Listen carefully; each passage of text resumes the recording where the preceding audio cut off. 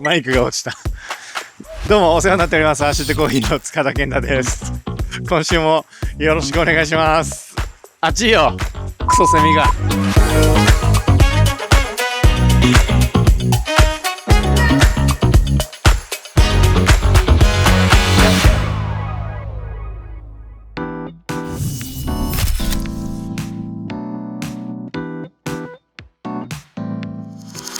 まあでもセミが完全にいなくなったら俺はすごく寂しい。あいつ嫌いだけどあいついなくなったら寂しいみたいな。まあ本当に嫌いだけどね。でもセミがいない夏なんて嫌だよね。セミってそういう存在だね。俺的にはね。ね、セミ大好きな人もいるだろうからね。子供の頃ってなんでセミみんな通るんですけど、いやー面白いですよね。でもね、それ俺思ったことがあって、昔娘とですね昆虫展みたいなの行ったんですよ。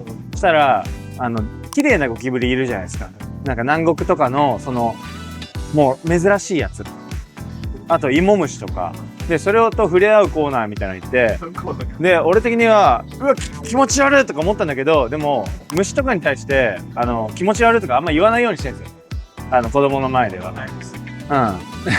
でもそしたらやっぱりどうぞ触ってごらんとか言って、ちょっと一瞬戸惑うのが、おいいじゃん触ってみなよとか言ったら、普通にねこの辺にゴキブリこう乗っけて可愛いとかやってんの。いやでもなんか可愛いんですよ多分ね。で何がそれを気持ち悪いと気持ち悪くないにしてんだろうってすごい思ったことがあるんですけど、やっぱり昆虫好きの人って虫が身近なんですよ。自分のこのテリトリーの範囲内にいる可愛いものなんですけど、俺らって虫とは縁遠いものじゃないですか。都会のね人間だからね。そうだからそうするとやっぱ虫イコール自分のこの範囲を乱すやつっていう悪者扱いなんですよねっていうことですよ。はい。だから子供にとってはやっぱセミとかダンゴムシとかもやっぱり自分の世界のお友達なわけです。安易になんか本当気持ち悪いとか言わない方がいいですよね。本当はそう自分にとっての敵が誰かにとってもマブダチかもしれないですからね。なんかちょっといい話っぽい風にまとめてすいませんね。俺はセミが嫌いです。はい、ということでね、今週は豆目をね2種類ご紹介しようと思うんですけど、ランダムでいきます。いきますよ。こうでもちょっと見るとねランダムじゃなくて、倒れたやつですよね。じゃあ次これね。はい。もういいよ回んなくて。キラキラ界ですね。はい、アダウラですよ。アダウラわかります？パナマのいい農園ですよ。やっぱりね農園ごとに得意技ってあると思うんですけど、2年3年前ぐらいかな、アダウラがBOP で芸者のハニーで1位取ったみたいな。でそっからもうなんか確かにと思って、アダウラといえば僕の中ではハニーなんですね。言うてアダウラのすごい発酵系も買うんですけど、やっぱこうガチッと硬くて、うめえこれが芸者だぜっていう味がすると思うんですよね。はい、そんなめちゃもう王道パナマです。はい、ともう一個オンブリゴン。これね一時期終売になってたんですよ。実はもう人気すぎてなんか結構買ったんですけど、もうなくなっちゃって、あららーと思って空輸しました。高くついたよ。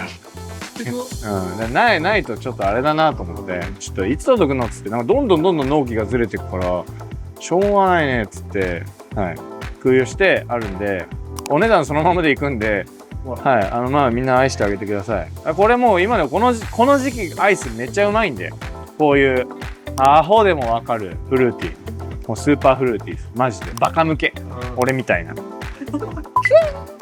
はい、参りましょう。自分がアホの自覚あるとね、なんかバカ向けとかアホ向けとか言っても俺みたいなねって拾えるからいいっすね。こんなんバカが飲むやつだよみたいな軽蔑してたらうちでは取り扱わないし、本当になんかそういう嫌いなものだった時言わないですよね。それこそ俺が嫌いなものは誰かの好きなもんかもしれないから。セミはもう、いやだって困るじゃん。塚田さんセミ好きかと思うってとかしてギンチしてくれて、そういうのを防ぐためにあえて嫌いって言ってるわけですよ。はいセミディス。慣れ親しんだ昔から好きだった味。要するにそれこそ初めて芸者の匂いを嗅いだ時、もうこんなん珍しかったですから、なかったですよこんなフローラルなみたいな、これがコーヒーみたいな、当時のスーパーフローラルですね。いやーでも本当になんかやっぱりこう王道って変わんねえんだなって思いますね。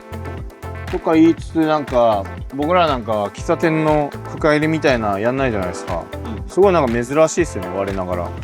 ねやりそうなのに王道っちゃ王道でしょ。まああんま美味しいと思わないからなんだけど、俺がね個人的にはね自分でやってね濃いなみたいな。なんだろうね。でも本当なんか浅入りハマっちゃった人ってもう深入り飲まないとか言う人もいるじゃないですか。なんか不思議ですよね。たまには飲めばいいのにな。まあ俺も飲まないけど。アイスのレシピやっていきたいですね。まあここに書いてあるんですけど30、60、90、90で終わってるんですけど、これ100ぐらいまでね、行っていいなって思いました、最近。はい。ということで参ります。最初、ちょろちょろね。はい、バーっと30までいったら、カカン。アイスの場合はね、ちょっとカカン強めでもいいなと思います。カカンするとやっぱ抽出効率がブーンと上がるんで、でもまあアイスでちょっと濃いめに入れたいんで、あえて上げたさあるんですね、抽出効率。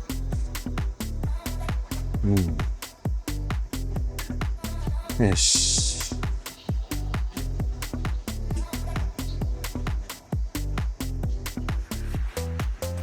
で、2投目。まあ細くなんですけど、60まで。で、最後、こう太くやりました。細く太くいきますね、2投目は。で、3投目はもう、まあ、細くなんだけど、外側の粉を落とすイメージですね。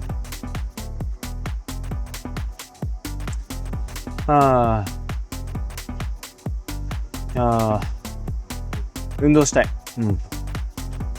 運動したいな。なんか、サンドバッグとか欲しいよな。ここならぶら下がっててもなんか違和感なさそう。音がすごいうるさいからね。バンバンバンバン。結構近所迷惑になるかもしれな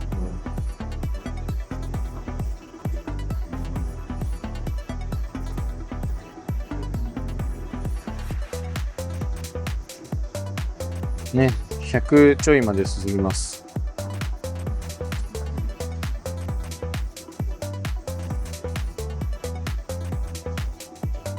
セミ鳴いてんな。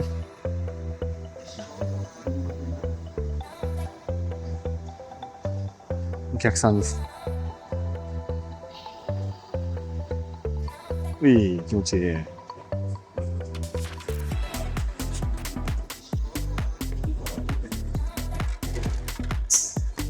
で、うちのアイスコーヒーの一番のコツは氷後入れってことですね。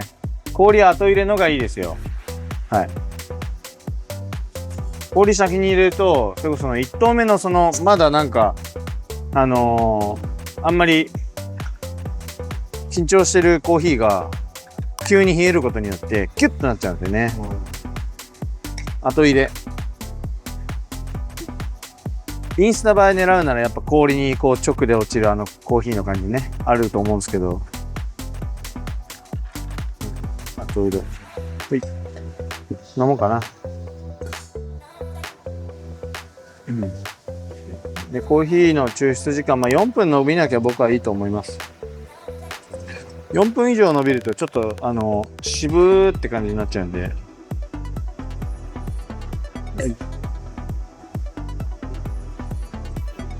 コーヒーフィルターはアバカプラスってやつを使ってますね。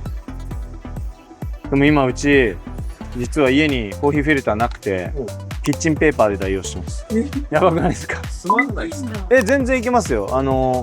まあこれに使ってるんですけどX ブルームなんでまあこう2つ4つ折りにしてちょっと余分なとこ切ってパカってこうケメックスのフィルターみたいな感じで普通に入るんで、皆さんコーヒーフィルターがなくてコーヒー入れられないやばいって人はちょっとキッチンペーパー試してみてください。だってキッチンペーパーってたまに出汁引く時とかね、使うじゃん、こう絞る時に。そうだからそんなね味に影響ないはずなのよ。いやーでもハーフのアイスは俺あんまやんないな。アイスってごくごく飲んじゃうじゃないですか。ありますね。だからむしろラージ入れちゃうね。目覚めよスーパーフルーティー。フルーティーというよりまあフローラですね。最高だよ。氷ちょっと多すぎたかもな。2個ぐらいでいいかもしれない。加水されすぎちゃうとやっぱりあれなんで。あーうまいな。どうよ。めっちゃうまい。けどこれなんつうんすか、この繊細なこのフローラルなやつってともすればなんか味薄ってなるっすよね。コーヒー飲みたい人からしたら。でもこのなんかジャスミンとかマスカットみたいなこの繊細っつうのかな、綺麗ですよね。ねえ不思議ですよね。この時期に合うな。ねえ贅沢っすね。ダージリンのファーストフラッシュとかに近いかもしれないですね。これはもう残り6キロとかかな。ちょっと結構まあ急いだ方がいいのかもしれない。まあ高いからそんなになんかもう2キロ買うみたいな人はあんまいないと思うんで、まあ本当芸者の綺麗な味知りたかったらもうこれ飲んでって感じですね。あ、これウイスキーで例えるとやりますか。ウイスキー例えるとね、これね僕が持ってるんですけど、カスク・オブ・ディスティンクションっていうその蒸留所がこれぞうちのハウススタイルっすよみたいな、その蒸留所ラベルで出すなんかすごいやつがあるんですけど、それのリンクウッドですね。リンクウッド30年1本11万ぐらいするのかな確か。うまいのよ。でも本当に綺麗で、まあ、もうちょい手頃なところで言うとまあマノックモアとか結構色薄い系のバーボンダルのウイスキーですよねこれは。いやーだからそういうカスク・オブ・ディスティンクションのリンクウッド好きな人はぜひこれ。僕はなんとねウイスキーフープっていう秘密結社みたいに入ってるんであるんですよ。もう会員しか買えないなんかここだけ言うとすごい怪しいっぽいんですけど、いやでもめちゃくちゃいいんですよ本当に。もう会員入れないですよそこで。ウイスキーフープ入りたいっていうモルトバーの人とか僕の知り合いたくさんいるけどね、もう入れないみたいな。そこに結構前から入れてもらったんでギリうまいウイスキーが届いてます。この間のねロングモーンとかめちゃくちゃうまかったですね。ロングモーンも結構これ系近いかな。でもロングモーンだったらちょっと SL9 とかなんだよなきっと。味わいね、味わいもほんとジャスミン、マスカット、オレンジブロッサム、あとはまあホワイトティー、ダージリンファーストフラッシュとかまあそんな感じですね。もうほんと白くて綺麗で、この間なんか宝石の香りがするとか言ってたけど、まあそれにも近いんだけど、これ宝石で言うとマジででもダイヤモンドですね。ダイヤモンドマジでダイヤモンドの香り。ダイヤモンドかな。オパール、まあそっち系。いやオパールか、いやわかんない。まあ本当にキラキラしてますよ。最高だな。これどういう時に出したいかっていうと、ちょっとまだ緊張する親戚の人が家とかに来た時に「そちゃですが」つってこれアイスコーヒー出して「こいつ気づくかな」みたいなちょっと「あれ何これやたらうまいわね」っつったら「さすがですね、これはパナマのアダウラハニーでございます」あちきこんな飲んだことございません。はい。エスプレッソトニックにしようかな。番外編。まあでもちょっと、レシピとかは、なんか、ちゃんとは教えませんよ。時間長くなっちゃうんで。ご近所店で実は飲めます。エスプレッソトニック。ナチュラルハイとブレインウォッシュとで選べます。一回普通にブレインウォッシュとの、エスプレッソトニックやって、オンブリゴンも飲みましょう。オンブリゴンは、ここでは出してないんで、ごめんなさいですけど、家でやってください。でもやっぱりレシピとかちょっと内緒。はい。見てこれいいでしょこれ。ダルマルくんって言いますね。この中に豆が測ってあります。で、これだけで、ほら、なんと、他は傷まないんですよ。このまま冷凍庫とか入れておくといいですよ。スタッフには教えてるんですけど、これ、洗い方があります。まあ、僕はね、いつもこの水で湯通しするんですよ。こう、はめた状態でこう、ね、湯通しします。結構まあ、中汚いんで。で、取ったら、まあこれ、滴る水はこの辺で受けつつ、ここを人差し指と親指で取るじゃないですか。ね。そしたらこっちの残った3つの手で、これをこうググッと。で、左手でこうグリグリやるのが大事です。早いんで。ね。で、やったらもう両方きれい。で、最後ここをちょっと拭いて、戻し、おしまい。こうするともうほんときれいですね。うん。みんな結構ね、やっぱりここは拭くけど、ここ拭かないのよ。でも前のやつ絶対あるじゃん。嫌だけどな、俺とか思うんですよね。はい。あとは、案外これって暑いんですけど、常に同じ温度が好きです。だってそうじゃないですか。ドリップの温度とか1度単位で結構みんな細かくやるけど、ここがじゃあ例えば10度温度下がったら、やっぱり抽出時間、抽出温度影響しますよね。ということで、毎回この温度は一定にしましょうと。これフルーティーな浅入りのエスプレッソで僕が好きなアイテムが、これシングルバスケットですね。これ、使ってる人はあんまりいないですけど、これがいいと思います。っていうのも、このエスプレッソマシンって、もう結構何十年も前に作られた規格なわけですよ、この58ミリっていうの。で、これってまあ、イタリアの深入りのエスプレッソを落とすための機械なわけですよ。だから浅入りに向いてないと思うんですよね、正直言って。で、そこをやはり、この深入り用の機械で浅入りエスプレッソを落とすのは無理があると思うんですよ。なんかいろいろ。で、調整もむずいんですけど、シングルバスケットね、すごいいいんですよね。シングルバスケット使うとどうなるかっていうと、抽出がすごい遅くなるんですよ。本来、なんか普通のダブルバスケットとかで、まあ 10秒とかで落ちてるのが20秒ぐらいまでなんか稼げたりするんですよね。なんで、まあ、ステップダウンとか最近もまあ流行ってたりするんですよ。こういうのとか。こういうのとかあるんですよ、こういうの。ステップダウンってね。で、これが普通のボトムのやつ。うん。なんですけど、ちょっといまいちだった。正直、俺的には。まあ普通の純正のラマゾッコのシングルバスケットで、まあ、やるのがいいんじゃないかなと。まあちょっと一回騙されたと思ってやってみてください。イメージは 16g 豆使って3倍落とします。48g。ね。で、20秒で落ちれば、結構いい塩梅のスーパーフルーティーできると思います。で、なんとまあ、ご近所店では、豆量 13g でやってます。13g ですよ。やんないよね、普通。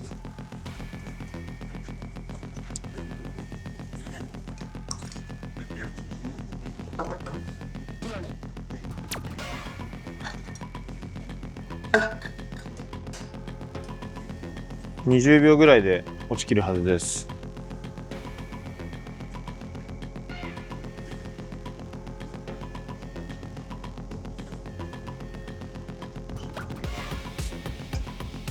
15秒でした。いいでしょう。あとで調整しようかな。で、トニックウォーターなんですけども、推奨は本当もうウィルキンソン一択です。まあシュエプスとかもあるんですけど、シュエプス苦いですよ、ちょっと苦い。で、苦いんでやっぱりエスプレッソをより苦くさせてしまうなって思うんです。まあ作ってみたらわかると思うんですけど、もちろんちょっとシトラスっぽい感じもありますよ。グレープフルーツとか。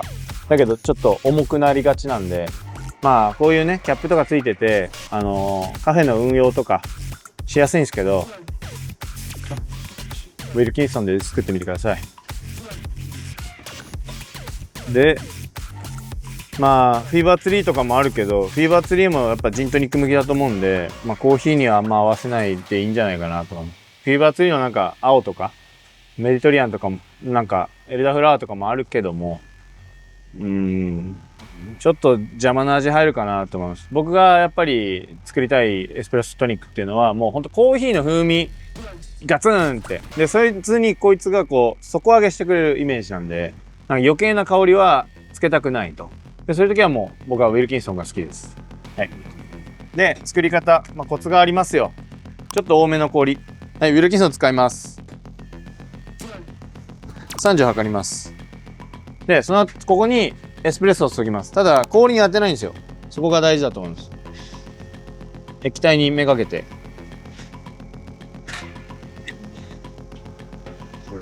これクレマ取れるやつすごいでしょ。あるのよこれ。ほいでここで混ぜちゃいます。なんでこういうことしてるかっていうと、エスプレッソを急冷さすとやっぱ美味しくないと思うんですよね。キュッてしちゃうんで。なんでなるべく急冷させない感じで、かつでも冷やしたいと。でそういう時にやっぱりこいつをクッションにしてあげると。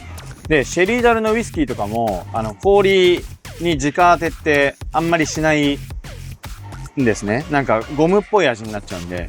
なんで、ウイスキー、ソーダ、氷の順番で入れたり、あるいはまあこういう感じで、ソーダ入れて、そこにシェリーダルウイスキー入れて、ソーダアップ。ちゃんと冷やしてソーダアップっていうのが、まあ僕は好きなんですけど、その応用でこのようにやってます。で、ここに、あとは、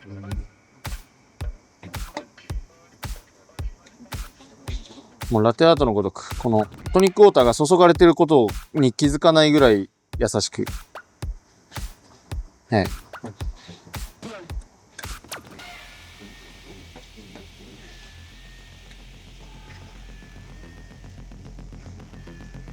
はい。ほら、あんまりシュワーってならないじゃないですか。なんでかっていうと、ちゃんと冷えてるからです。やっぱりなんでシュワーってなるかっていうと、二酸化炭素やっぱりこう熱と仲良しなんですよ。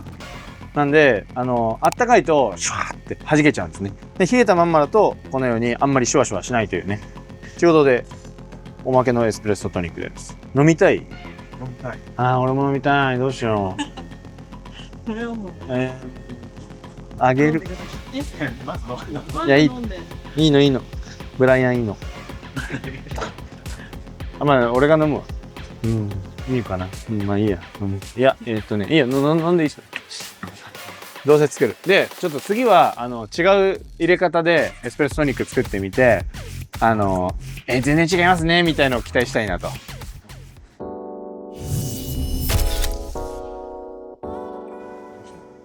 ば。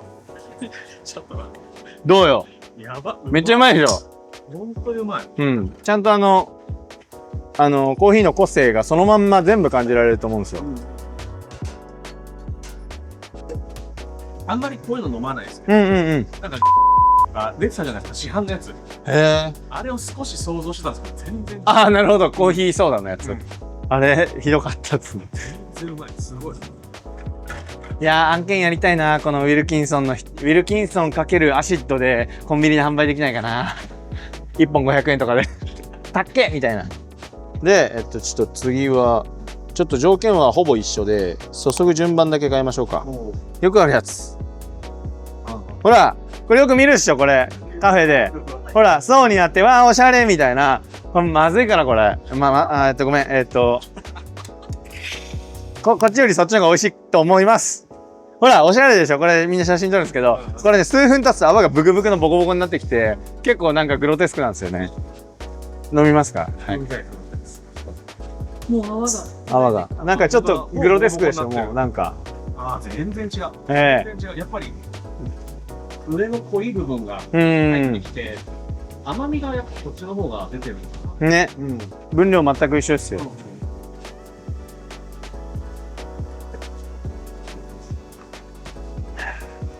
うめえ、これ。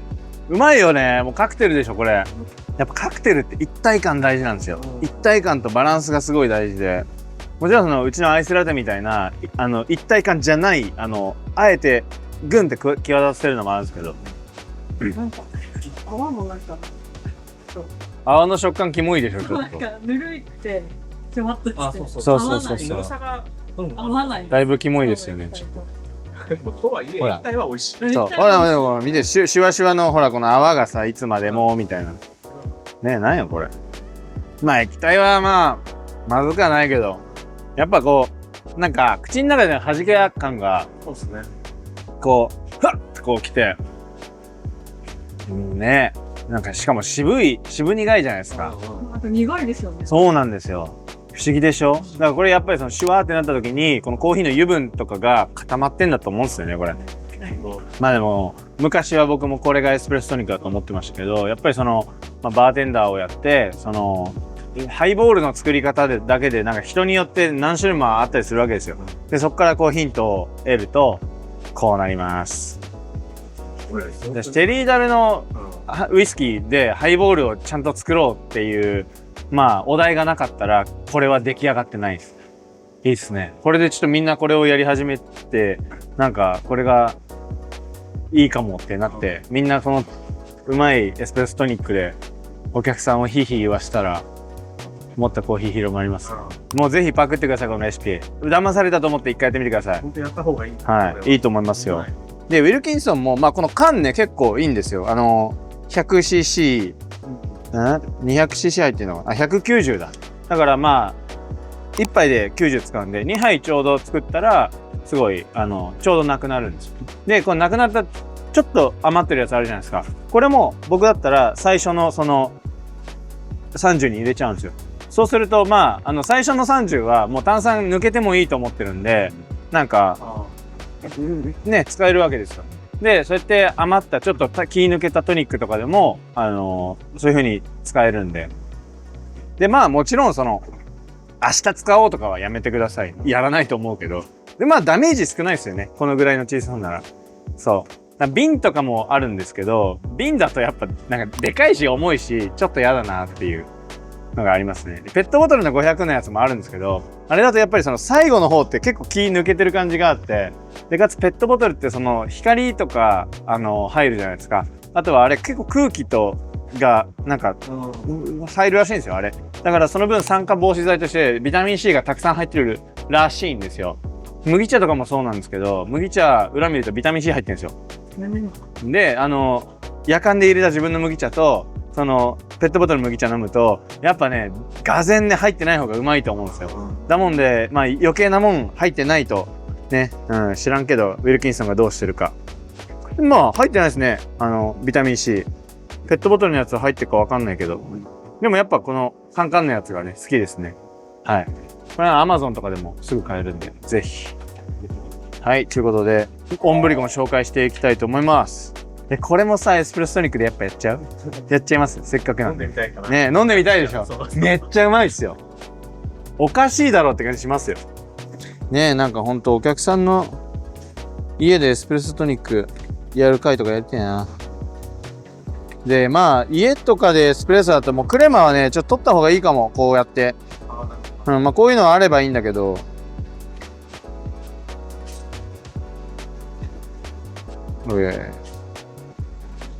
今オーストラリアとかだともうエスプレッソ溜めとくらしいっすよ。エスプレッソいっぱい落として、でなんか冷蔵庫で溜めておいて、でそれをちょろっとやってなんかカフェラテとか作るらしい。なんかでしかもうまいだろみたいな。まあわかんないけどでもそういうのもなんかその偉い人がそれがいいって言ったからやるみたいなところがある気がしてて、有名店がやってるから OK みたいな、なんかね、そういうのが嫌ですね。トニックウォーターが注がれてるのに気づかれないぐらい。俺今注がれてるのよくわかんない。はい、いい感じですね。で、混ぜるときはちょっと氷を一回持ち上げて、優しく持ち上げて落とすだけっていう人もいるんですけど、俺横回転好きです。混ぜます。あ、うまいうまい目覚めよスーパーフルーティー。もうこれやばいよ。ちょっとね、もう飲んでいいですかこれ。